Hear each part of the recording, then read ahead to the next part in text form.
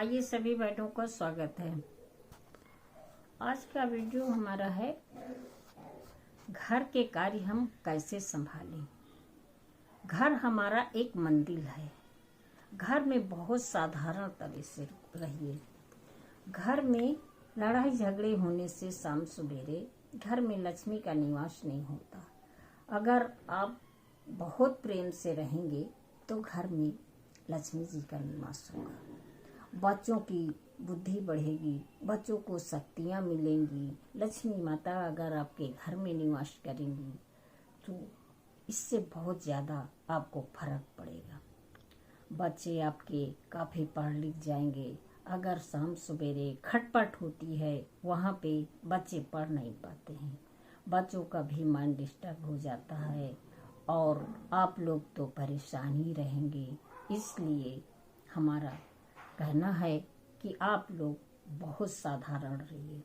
पति पत्नी में प्रेम होना चाहिए। पति अगर ऑफिस से आए हैं तो थक गए हैं, थोड़ा आराम करने नहीं दीजिए। इसके बाद आप अपनी बात रखिए।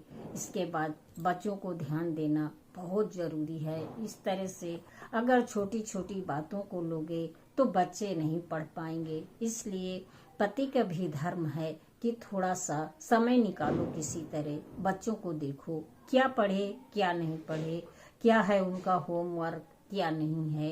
एक दो क्वेश्चन आप भी करवा दीजिए तो इस तरह से आपके बच्चे कामयाब बन जाएंगे। अगर आपके बच्चे कामयाब बन गए तो आपकी सर्विस करने का सारा फायदा हो गया। अगर आपके बच्चे ऐसे रह गए तो आपका सर्विस करने का कोई मतलब नहीं है। कितना भी पैसा आप कमा लें कोई मतलब नहीं है। अगर आपके बेटे आपके बराबर अफसर बन जाएंगे तो बहुत अच्छी बात है। इसलिए पति पत्नी में प्रेम होगा तभी आपके बच्चे आगे बढ़ेंगे। आप सब परिवार साथ मिलकर खाना खाइए, साथ मिलकर पूजा करिए। माता लक्ष्मी आपके घर में निवास करेंगी। ऐसे करके अगर कुछ लोग शराब बहुत पीते हैं, शराब पीकर पत्नियां को गाली देते हैं, अशब्द बोलते हैं, ये चीज़ गलत है। बच्चों के सामने ऐसा नहीं है। अगर कोई छोटी मोटी बात भी है तो आप अलग बैठकर कमरे में उसको सुलझा लीजिए। बच्चों के सामने या शराब पीकर हंगामा करने से दूसरे लोग सुने, ये चीज़ गलत है, बहुत गलत है। ऐसे में आपका घर बिगड़ जाएगा। बनता हुआ घर बिगड़ जाता है।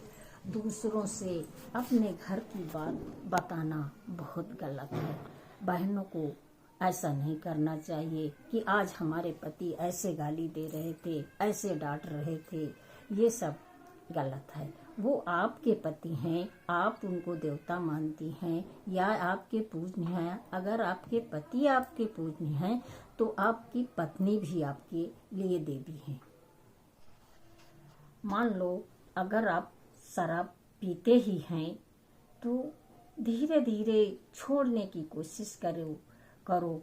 अगर छूट गई शराब, थोड़ा कम हो गई तो आपका घर बिल्कुल संभल जाएगा।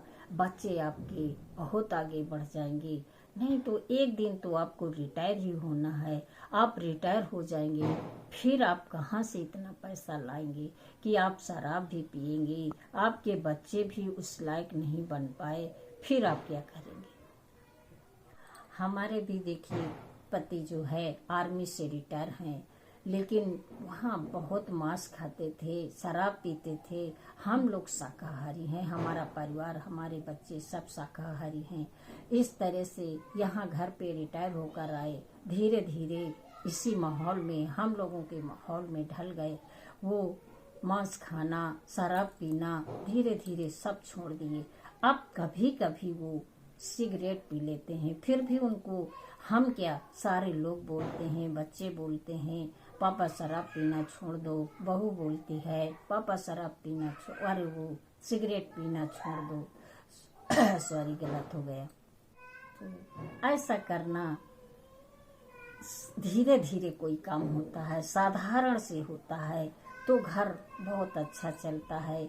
जैसे कि आपको वेतन मिला है, फिर आप उसको अपने पॉकेट पे रखे हैं, फिर धीरे धीरे खर्च के लिए उसको अपने ज़रूरत का अपने पास रख लीजिए, बाकी अपनी पत्नी को दे दो, ताकि वो धीरे धीरे अपना खर्च चलाएंगी। उनको अपना, आपको हिसाब तो पता ही है कि महीने का इतना खर्च आता है, उतना पैसा दो, उसी हिसाब से वो धीरे धीरे पूरा महीना क्रॉस कर देंगी। और जो उनके पास बचेगा वो अपने पास उनको रखने दो, उसकी हिसाब मत लो, उसको उन्हीं के पास रहने दो। ऐसे करने से वो एक दिन पैसा आपके काम आएगा। अगर वो धीरे धीरे रख रही हैं तो किसी काम के लिए ही रख रही हैं। ऐसा मत सोचो। अगर शराब पी के आप उल्टा सीधा बोलेंगे, बच्चों के लाइफ में बहुत असर पड़ता है, इसलिए बच्चे आपके पीछे रह जाएंगे, आपके सर्विस करने का कोई मतलब नहीं रह जाएगा। अगर मेरा वीडियो आप सभी को अच्छा लगा तो सब्सक्राइब करना। धन्यवाद।